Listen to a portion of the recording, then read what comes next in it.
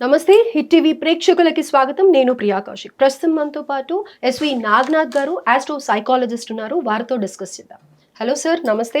నమస్తే sir, Aghori, lady Aghori alias Srinivas, Varshini, వీళ్ళిద్దరి topic అసలు నెవర్ ఎండింగ్గా ఉంది అండ్ అనేక ప్రశ్నలు లేవనెత్తుతున్నాయి అని చెప్పుకోవచ్చు. అంటే వర్షిణి ఏజ్ చూసినట్టయితే బిలో 20 ఉంటాయి అని అనుకోవచ్చు, లేదా 20 వరకు అయినా ఉండొచ్చు అమ్మాయి. లేడీ అఘోరి, అసలు అఘోరీలు లేకపోతే ఒక సాధకుల్ని చూస్తే మనకి ఎలా అంటే తెలిసిపోతుంది నిజంగానే వీళ్ళు సాధన చేస్తున్నారు, ఎక్కువగా మాట్లాడరు, వాళ్ళు దేనికి ఇంట్రెస్ట్ చూపించరు, అవన్నీ అర్థమవుతూనే ఉంటాయి. అయితే రీసెంట్గా జరిగిన వర్షిణి ఇష్యూలో తనని సోమనాథ్ వెళ్ళి అక్కడి నుంచి ట్రేస్ చేసి గుజరాత్ నుంచి తనని వెనక్కి తీసుకురావడంలో వాళ్ళ అన్నయ్య వాళ్ళు సక్సెస్ అయ్యారు. అయితే ఇదంతా జరిగిన తర్వాత ఒక ఛానల్కి ఇంటర్వ్యూ ఇచ్చినప్పుడు వర్షిణి మాట్లాడే మాటల్లో నాకు అనేక ప్రశ్నలు లేవనెత్తుతుంది. సో ఈరోజు మీతో ఇదే టాపిక్ డిస్కస్ చేద్దాం అనుకుంటూ ఉన్నాను. అసలు వర్షిణి సైకాలజీ ఏంటి, రీసెంట్గా జరిగిన ఇన్సిడెంట్స్లో కూడా కొంతమంది అమ్మాయిల బిహేవియర్ సేమ్గా ఉంది అని అనిపించింది నాకు. ఆ యాంకర్ అడగడం జరిగిందనమాట, నువ్వు ఎందుకని వెళ్ళావు, అసలు ఏం నచ్చింది నీకు, డబ్బుల కోసం వెళ్ళావా లేకపోతే కనుక ప్రేమించావా, అనేక విషయాలు వస్తూ ఉన్నాయి తన గురించి. ఇద్దరు కలిసి సహజీవనం చేశారు అని ఇలా వస్తున్న సందర్భంలో నువ్వెందుకని వెళ్ళావు పేరెంట్స్ని వదిలేసి అని అంటే అమ్మాయి అసలు ఏం ఎక్స్ప్రెషన్ ఇవ్వలేదు. అంటే చాలా క్యాజువల్గా లైట్గా తీసుకుందనమాట.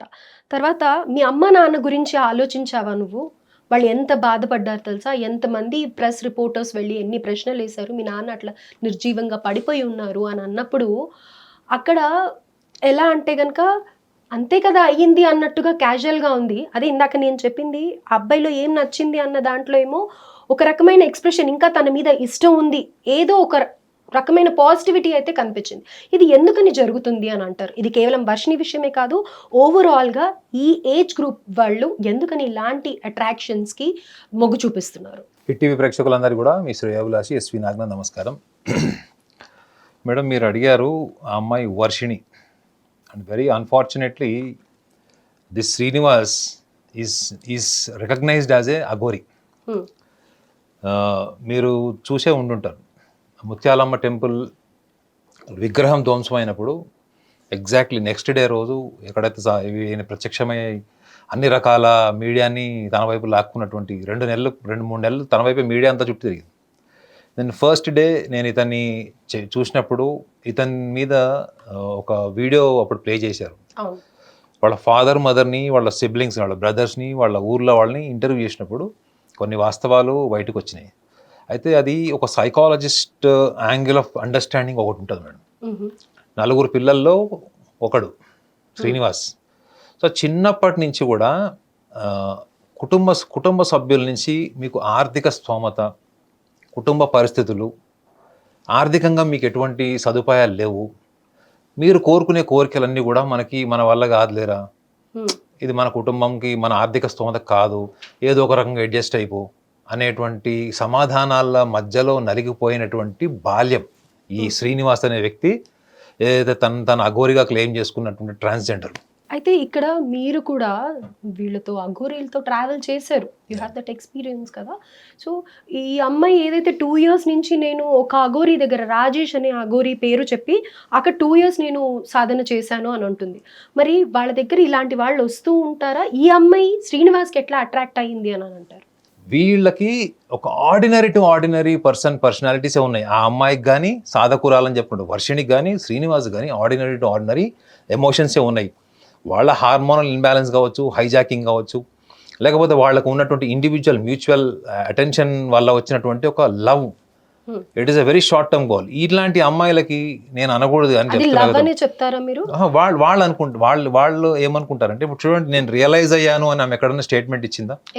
అఫీషియల్ గా ఎక్కడ మీరు రియలైజ్ అయినట్టు ఇవ్వలేదు. రెండోది, ఈ అమ్మాయి మాట్లాడుతున్నప్పుడు ఒక స్టేట్మెంట్ ఇచ్చింది ఏంటంటే, నేను ఇప్పుడు ఇక్కడికి వచ్చేసా కాబట్టి పేరెంట్స్ గురించి ఆలోచిస్తున్నాను అన్నది. తనంతట తను వచ్చిందా? రాలేదు. తీసుకొస్తే వచ్చింది. మన మనసు ఎక్కడుంది? వాళ్ళు సాధకురాలు కదా, సాధకుడికి ఏం చెప్తారు, నీ శరీరం మనసు ఒకటే చోటు ఉండాలి అని చెప్తారు. మీరు హిమాలయస్లో కూర్చొని నెక్స్ట్ ప్రభాస్ ఏ సినిమా వస్తుంది, పవన్ కళ్యాణ్ అన్నది ఏ సినిమా వస్తుంది, హిమాలయస్లో కూర్చొని లాభం ఏంటి? మీ మనసు శరీరం ఒకటే చోటు ఉండాలి మేడం. ఆమె చెప్తున్నప్పుడు, తల్లిదండ్రుల గురించి మాట్లాడుతున్నప్పుడు ఆమె ముఖంలో ఒక ఎక్స్ప్రెషన్ ఉందని మీరే చెప్పారు, ఒక డిస్సాటిస్ఫైడ్ ఎక్స్ప్రెషన్. అదొక సైకాలజిస్ట్ పట్టేసుకుంటాడు. మేము టెస్ట్ చేస్తాం కదా మేడం అవతల వాళ్ళని టెస్ట్ చేస్తాం. మీకు సినిమాల్లో కూడా చూపిస్తారు టెస్ట్ ఎట్లా చేస్తారన్నది కొన్ని మూవీస్లో. సో ఈ అమ్మాయి కూడా చిన్నప్పటి నుంచి కూడా తనకు నచ్చిన కోణంలో తనకు అటెన్షన్ పే చేసినటువంటి యువకుడు దొరకలేదు, ఇతను దొరికాడు. సో ఈ కోణంలో అఘోరి ప్లేస్లో వేరే ఏ యువకుడున్నా తనకు నచ్చినట్లు తనకు కావాల్సిన విధంగా తనతోని ప్రవర్తించినటువంటి వాళ్ళతోని వీళ్ళు డెఫినెట్లీ ఒక టైం డ్యూరేషన్, ఒక ఇమాజినేషన్లోకి వెళ్ళి వాళ్ళని కూడా వాళ్ళ ఇమాజినేషన్లో వీళ్ళు ఎమోషనల్గా తీసుకుంటారు. సో అక్కడ ఏమైపోతుంది, ఒక short term emotional bondage form అవుతుంది. ఈ షార్ట్ టర్మ్ ఒక very short term, it is a short term emotional bondage. ఇందులో కూడా అదే గమనించవచ్చు మనం, అంతే అంటారా? Yes madam. ఇప్పుడు ఇతను రేపొద్దున ఈమెతో కాంటాక్ట్లో లేడు, కొంతకాలం గ్యాప్ వచ్చింది అనుకోండి, అప్పుడు ఈ అమ్మాయికి ఎవరైనా ప్రేమించిన వాళ్ళు, ప్రేమతో చూసిన వాళ్ళు, ప్రేమ పంచిన వాళ్ళు, ఎవరైనా బాగా కేర్ తీసుకునే వాళ్ళు ఉన్నప్పుడు ఇప్పుడు ఏదైతే ఇంటెన్సిఫైడ్ ఎమోషన్ లవ్ అని చెప్తుందో అదే ఇంటెన్సిఫైడ్ లవ్ ఎమోషన్ ఇంకొకళ్ళ వైపు రాదు అని గ్యారంటీ ఇవ్వలేము. I'm not saying that this will happen, but there are possibilities for happening. There are possibilities. So అట్లాంటప్పుడు తల్లిదండ్రులు ఈ అమ్మాయిని కౌన్సిలింగ్కి తీసుకెళ్ళి ఒక సైకాలజిస్ట్ దగ్గర అసలు ఈ అమ్మాయికి ఉన్న పర్సనాలిటీ టెస్ట్ చేయించాలి. Maybe she suffering with serious kind of attention. ఒక అటెన్షన్ సీకింగ్ నేచర్ ఉన్న వాళ్ళు కూడా చాలామంది అబ్బాయిలు దగ్గరకు వచ్చే వరకు ఒక రకంగా ఉంటారు, దగ్గరకు వచ్చిన తర్వాత వాళ్ళకి ఏం చేయాలో తెలియదు, సరెండర్ అయిపోతారు. ఎందుకు అంటే ఆ అటెన్షన్ మిస్ అయిపోతుందని భయం. కానీ ఇక్కడ వర్షిని అఘోరిని చూసిన విధానం అమ్మ అని సంబోధించింది కదా సార్, మరి మేడం ఇప్పుడు మీరు చెప్పే పాయింట్స్ అన్ని ఆమె మీడియాకి చెప్పింది. నేను చెప్పేది తన అంతర్గత భావాల గురించి చెప్తాను. ఒక సైకాలజిస్ట్ అనేవాడు చెప్పేది విని లోపల ఇంటెన్షన్ ని పట్టుకుంటాడు, ద కోర్ పాయింట్ పట్టుకుంటాడు. నేను ఇప్పుడు మీకు అదే చెప్పా చూడండి, ముత్యాలమ్మ టెంపుల్లో విగ్రహం ధ్వంసం చేసిన 3వ రోజే సార్ ప్రత్యక్షమయ్యాడు. ఆ రోజు నా స్టేట్మెంట్ మీకు వీడియోలో ఉంటుంది చూడండి. Is not a Aghori, he should be consider as a Telangana tapori అని స్టేట్మెంట్ ఇస్తే యాంకర్ మళ్ళీ అడిగింది, you are giving a contradict statement అని. I'm sticking on to my statement అని మళ్ళీ 2 సార్లు కూడా చెప్పాను. సో ఇప్పుడు ఈ అమ్మాయిది కూడా ఈ ఫైనాన్షియల్ అట్మాస్ఫియర్ నుంచి, డిస్కంటెంట్మెంట్ అట్మాస్ఫియర్ నుంచి ఎస్టాబ్లిష్ అయిన వ్యక్తిత్వమే, పర్సనాలిటీనే. కాబట్టి సార్లు ఇద్దరు కలిసి ఉండొచ్చు. ఇతను బాల్యంలో ఈయన సమస్యలు చెప్పుకుని ఉండొచ్చు, ఆమె బాల్యంలో సమస్యలు చెప్పుకునొచ్చు. సమాజానికి చెప్పుకోవడానికి సాధన ఏముందండి, ఏదైనా చెప్పుకోవచ్చు. కానీ నువ్వు మాట్లాడుతున్నప్పుడు ఎలా మాట్లాడుతున్నావు, నీ బాడీ లాంగ్వేజ్ ఎట్లా ఉంది. ఒక సాధకులు మాట్లాడే మాటలో చాలా ఇంటెన్స్ ఉంటుంది మేడం. మీరు మాట్లాడుతుంటే కరిగిపోతారు. అఘోరితో మీరు మాట్లాడండి, మీరు ఏ కాన్స్టిట్యూషన్ ఆఫ్ మైండ్తో అన్నా వెళ్ళండి, ఏ కెమిస్ట్రీతో వెళ్ళండి, మీరు మొత్తం మారిపోతారు. This is what I have experienced, I'm telling you. కొంతమంది సాధువులు కలిసినప్పుడు మీరేంటి జీరో అయిపోతారు. You will become zero. Your mind, emotions, thoughts, your past, everything, ఇవే కదా మనం డిస్టర్బ్ చేసేది. అవన్నీ జీరో అయిపోతాయి. వాళ్ళు ఏమి చేయరు, వాళ్ళ ప్రెజెన్స్లో జరుగుతుంది. That is what is the sadhana. వీళ్ళు ఏంటండి, వాళ్ళు మాట్లాడుతున్నప్పుడు తలగొక్కుంటున్నారు, అవి చెప్తున్నారు, ఇవి చెప్తున్నారు. రిలేటివిటీ లేదు. మెయిన్ మీరు ఒక క్వశ్చన్ అడిగినప్పుడు అక్కడ సందర్భానికి ఈమె గతంలో చేసిన దానికి ఆమె చెప్పే క్లారిఫికేషన్ ఏంటి, నేను ఇట్లా బై ఫోర్స్ ఇదయ్యాను, నాకు నచ్చలేదను. కానీ యాంకర్లు అడిగిన ప్రశ్నకి ఆమె ఎంతవరకు రిలేటెడ్ రేషనల్ ఆన్సర్ చెప్పిందంటే మాత్రం వెరీ లెస్.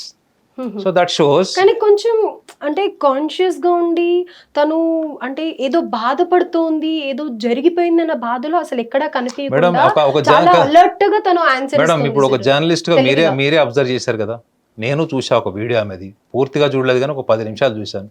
ఆ 10 నిమిషాలు చాలు నాకు. నేను ఆ 10 నిమిషాలు చూసిన దాంట్లోనే నాకు అర్థమైంది ఏంటి అంటే, ఇది చైల్డ్హుడ్ అప్బ్రింగింగ్, డిస్కంటెంట్మెంట్ ఎన్విరాన్మెంట్ నుంచి ఎస్టాబ్లిష్ అయినటువంటి ఒక పర్సనాలిటీ తప్ప ఇందులో ఏమీ లేదు.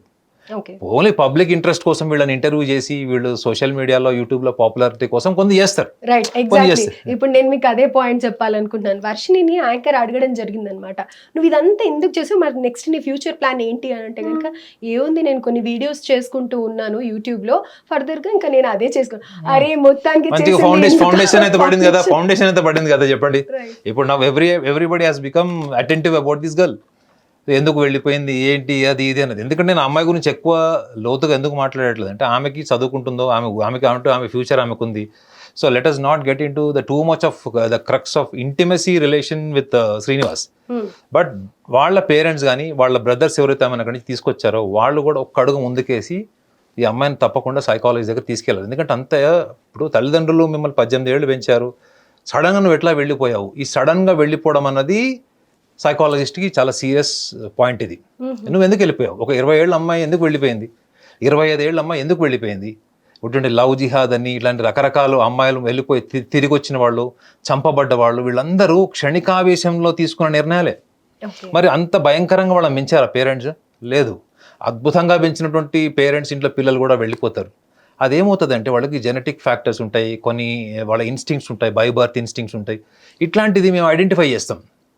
ఇవి మేము సూక్ష్మంగా ఐడెంటిఫై చేసి వాళ్ళ పేరెంట్స్కి వీళ్ళకి ఏం కావాలి, ఫర్ ఎగ్జాంపుల్ ఈ అమ్మాయికి అటెన్షన్ కావాలా, లేకపోతే she so much particular about being responded by the people or environment or her intelligence or by looks.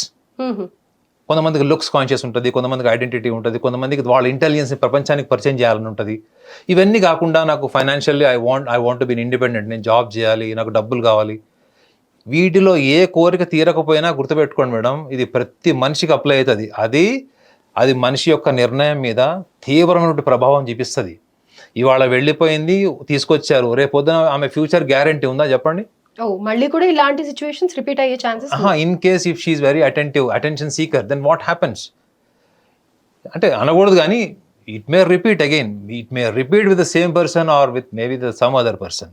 So there are possibilities, ప్రాబబిలిటీసే మనం మాట్లాడగలుగుతాం కదా, జడ్జిమెంటల్గా మనం మాట్లాడకూడదు. కాబట్టి వాళ్ళ ఫ్యామిలీకి ఇచ్చే సూచన ఏంటంటే ఈ అమ్మాయిని తప్పకుండా మీరు ఇంత అగ్రెసివ్, ఇంత లైమ్ లైట్లోకి వచ్చి కొన్ని లక్షల మంది అటెన్షన్ గ్రాప్ చేసిందంటే ఈ అమ్మాయి మాత్రం డెఫినెట్లీ ఆమె ఎమోషనల్గా, సైకలాజికల్గా నార్మల్గా ఉన్నట్టయితే మాత్రం కాదు. అందులో దాన్ని సాధన చేశాను, పలానా అఘోరి దగ్గరికి వెళ్ళాను అవన్నీ చెప్తుంది. మళ్ళీ ఇప్పుడు చదువుకుంటానంటది, మళ్ళీ నేను యూట్యూబ్లు చేసుకుంటా అంటది. ఏమన్నా ఒకదానికి ఒక రిలేటివిటీ ఉందా మేడం చెప్పండి? That shows she very ordinary to ordinary IQ. ఒక ఆర్డినరీ పర్సన్కు ఉండేటువంటి సహజమైనటువంటి ఫండమెంటల్ లెవెల్ కోరికలు ఉంటాయి వీళ్ళకి. ఆ కోరికల్లో వీళ్ళకి తీరంది ఏదైనా ఉందంటే అసంతృప్తి వాళ్ళకి తెలియకుండా పెరిగే ఛాన్స్ ఉంటుంది. అసంతృప్తి వల్ల ఏమైపోతుంది, ఎవడో ఒకడు గొట్టంగాడు వచ్చిన డబ్బులతో కుటుంబాన్ని పోషిస్తున్నాడు, ఈఎంఐలు కడుతున్నాడు, అప్పులు చేస్తున్నాడు, అది వేరే విషయం. కానీ వీళ్ళకి నచ్చుతుంది ఎవరు, ఈ పనికిమాలిన యూట్యూబ్